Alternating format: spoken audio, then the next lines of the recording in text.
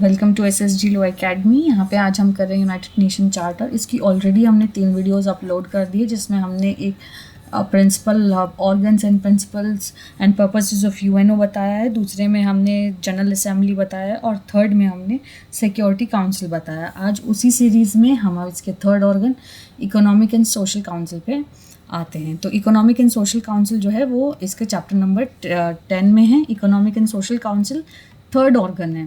तो sequence wise देखें तो सबसे पहले general assembly, then security council, now economic and social council, और यही सीक्वेंस है जो हम आगे तक भी करते रहेंगे। एग्जाम में सीक्वेंसेस भी पूछ लेते हैं कि पहले कौन सा आएगा, दूसरी बार कौन सा है, थर्ड कौन सा है। तो इस हिसाब से चैप्टर नंबर 10 में economic and social council and article 61 में, तो ये है आर्टिकल 61 में, ये है आर्टिकल नंबर 23 में और ये है आर्टिकल नंबर 9 में। तो ये बहुत इंपॉर्टेंट है याद करने के लिए। सबसे पहले economic social council compose constitute किन से होती है? 54 मेंबर्स से होती है। ठीक है, ये इलेक्ट किए जाते हैं जनरल असेंबली, क्योंकि जनरल असेंबली यहाँ पे पार्लियामेंट का रोल निभाती है, तो उसी में से इकोनॉमिक एंड सोशल काउंसिल अपने आप इलेक्ट करती है 54 मेंबर्स को, जो कि इकोनॉमिक एंड सोशल काउंसिल में एज अ मेंबर काम करेंगे। ठीक है, 18 member of economic and social council shall be elected each year for a term of 3 year. तो टेन्योर यहाँ पे 3 ईयर्स का है और एलिजिबल हैं सब लोग री इलेक्शन के लिए। तो कोई मेंबर अगर पहले बन चुका है वो दोबारा भी बन सकता है। First election after the increase in the membership of economic and social council, पहले 27 थे, तो 27 से ये 54 मेंबर्स हो चुके हैं। ठीक है, और 9 members elected shall be expire at the end of 1 year. तो 1 ईयर के बाद हर 1 ईयर में 9 मेंबर्स जो हैं वो उनका टाइम एक्सपायर हो जाएगा यहाँ पे टर्म के रूप में। तो इस तरीके से ये कंटिन्यूअस ऑफिस है जो कि कंटिन्यूटी में रहता ही रहता है। हर एक इकोनॉमिक एंड सोशल काउंसिल के 1 रिप्रेजेंटेटिव हैं। इस हिसाब से यहाँ पे जो मेंबर हुए वो हुए 1 × 54, दैट मीन्स 54। और पावर एंड फंक्शंस क्या हैं? ये इकोनॉमिक सोशल काउंसिल इनिशिएट करेंगे स्टडीज़ को, रिपोर्ट्स को with respect to international economic, social, culture, educational, health related matters जितने भी होंगे, और जो भी रिकमेंडेशन जनरल असेंबली देगी या स्पेशलाइज्ड एजेंसीज देंगी, इसलिए उसको कैरी फॉरवर्ड करेंगे, उसको करेंगे और प्रमोट करेंगे, रेस्पेक्ट करेंगे observation of human rights and fundamental freedoms के लिए। It may prepare draft convention for submission to the general assembly. General assembly में ड्राफ्ट सबमिट करेंगे विद रिस्पेक्ट टू जो भी मैटर होंगे ये।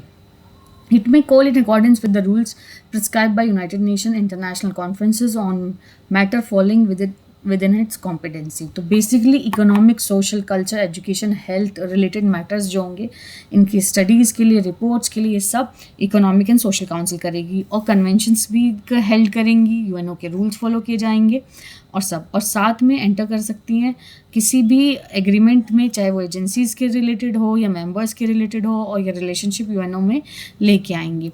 और लेकिन ये एग्रीमेंट्स अप्रूव कौन करेगा? जनरल असेंबली अप्रूव करेगी, क्योंकि जनरल असेंबली यहाँ पे पार्लियामेंट का रोल निभाता है।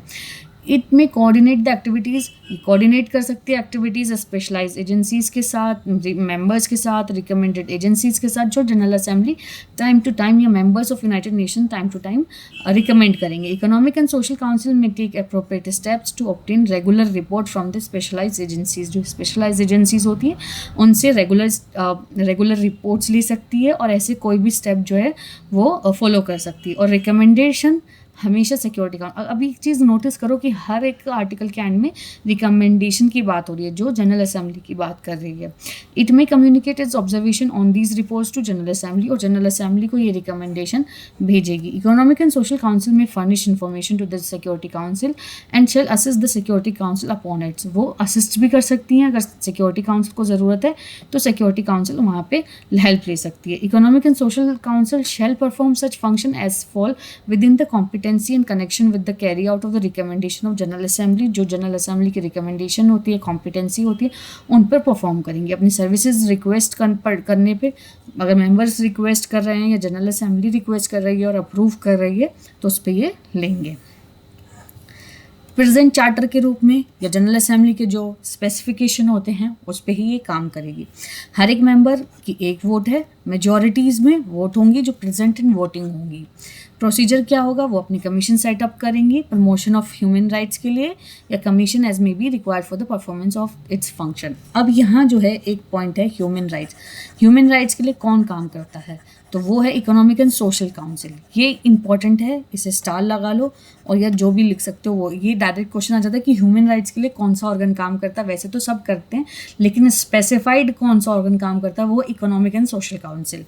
ये इनवाइट करेगी किसी भी मेंबर ऑफ यूनाइटेड नेशन को पार्टिसिपेट करने के लिए बिना वोटिंग के। आप आइए, हमारे साथ पार्टिसिपेट करिए। इकोनॉमिक सोशल काउंसिल अरेंजमेंट कर सकती है रिप्रेजेंटेटिव्स को स्पेशलाइज एजेंसी में कि वो वोट आए, पार्टिसिपेट करें बिना वोटिंग के। स्टैब्लिश कर सकती है रिप्रेजेंटेटिव ऑफ पार्टिसिपेशन को और स्पेशलाइज एजेंसीज को। Economic and social council suitable arrangement बनाएगी, कंसल्टेशन करेगी नॉन गवर्नमेंट ऑर्गेनाइजेशन से, NGOs से, और इस तरीके से जो भी मैटर यहाँ पे आएंगे जिसके लिए कॉम्पिटेंसी है उसके लिए फिर अप्रोप्रिएट नेशनल ऑर्गेनाइजेशन के साथ कंसल्ट करने के बाद या UNO की कंसल्ट करने के बाद मेजर्स बनाएगी। Economic and social council shall adopt its own procedure, अपने खुद के लेंगे, including method of electing president appoint करने के लिए भी, and shall meet as regular required within the rules which shall be provision for the convention of meeting on the request of majority of its member. ठीक है, जैसे majority of the member decide करेंगे वैसे ये लोग मिलेंगे। तो इस हिसाब से बहुत छोटे सी एक मोटे क्वेश्चन हैं जो इस पे आते हैं कि इकोनॉमिक सोशल काउंसिल आर्टिकल 61 में है एंड चैप्टर नंबर 10 में है। ये कौन इसको असिस्ट करेगा? जनरल असेंबली को असिस्ट करेगी। ये सारी रिकमेंडेशन जनरल असेंबली बनाएगी। 54 इसके मेंबर्स हैं। ये स्पेशलाइज एजेंसी है ह्यूमन राइट्स के लिए। ये स्पेसिफिक क्वेश्चन आएगा, सबकी एक वोटिंग होती है तो 54 × 1 दैट मीन्स 54 वोट्स होंगी। जो भी डिसीजन होगा वो मेजॉरिटी में लिया जाएगा। तो इस तरीके से ये ऑर्गन काम करता है। बाकी वीडियो हम चैनल पे अपलोड करते रहेंगे। Thank you.